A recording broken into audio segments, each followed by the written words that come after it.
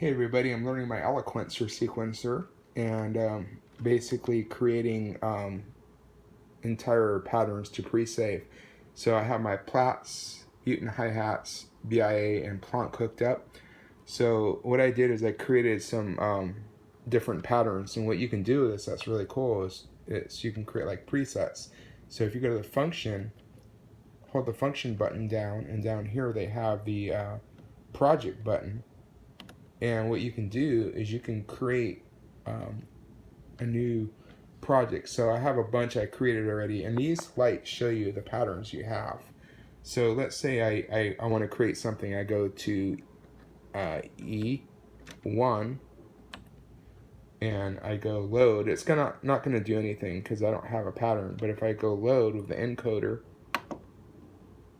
it's going to show nothing, right? But what you do is you create your pattern. So if you go function gate to lay down your tracks, so I don't have any patterns yet. So if I just create some patterns, for each of my drum modules, go down here, boom, boom. This is so easy. Just create my patterns here, and I go down here and I just create some different ones here, and the last one. And then what I do is I save it and I go to function. So here we got the function, and then I go to project, hold that down for about a second, and I'm going to save that. So I'm going to save that. I'm going to go use the encoder button, this little button, go yes. So project save. So like now if I load it, I use the encoder plus yes, and if I play, so that's the pattern I have. So now if I want to change patterns, I can load another pattern while the sequencer is playing. So if I want to play pattern A1, A2, choose track A and 2, click load on the encoder, and I go yes. So that's my pattern I created earlier. If I want to choose a different one, say B1, B1, load. If I want to choose D1, track D1, load.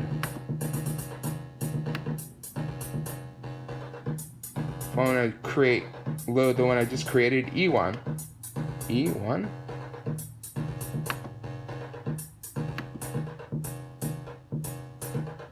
so I want to go A3,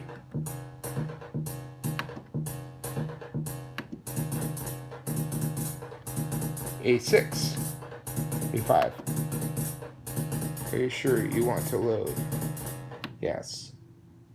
So I don't have anything that, so let's put some gates down for that. So gate here.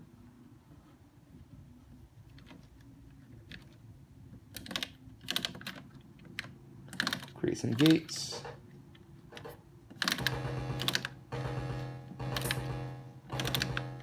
Hi-hats.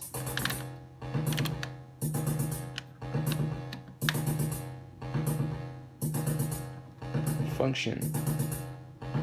Project. Let's call it A15 just for fun. Save it. Yes. So now if I recall that, I can load any pattern I created.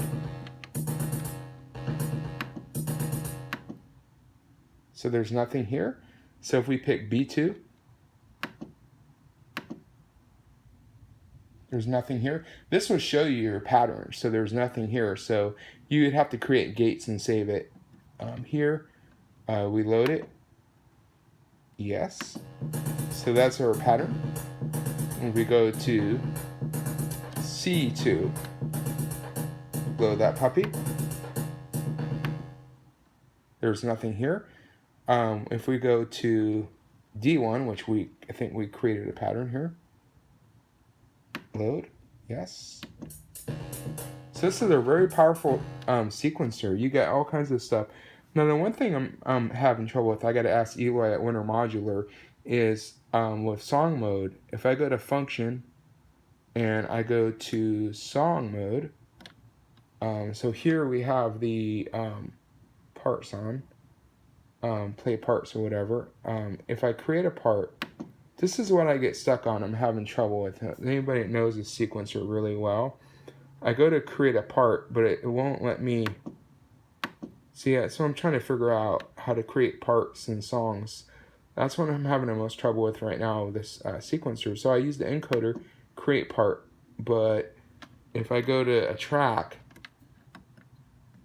so part A1, I don't know if I would choose gate length. See, that's what I'm having trouble with. The only thing I'm having trouble with really with the sequencer is the creating parts and songs.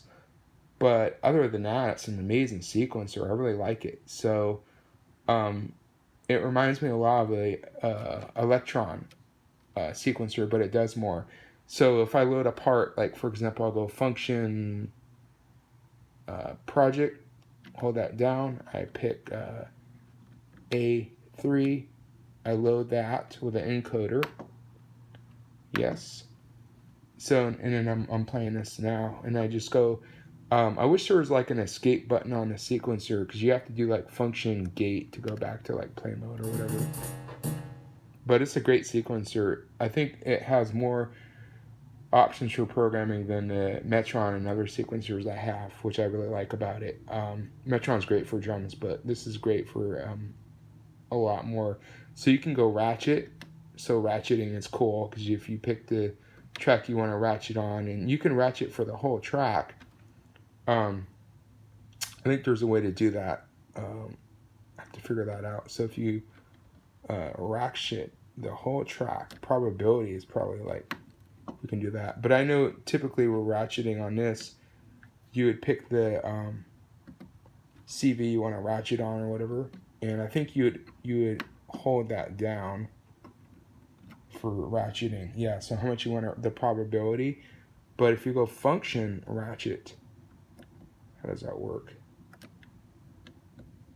Yeah, so that's another thing I'm trying to figure out too. Ratcheting is a little tricky on this. And then the gate length, of course, you can change the gate lengths on these.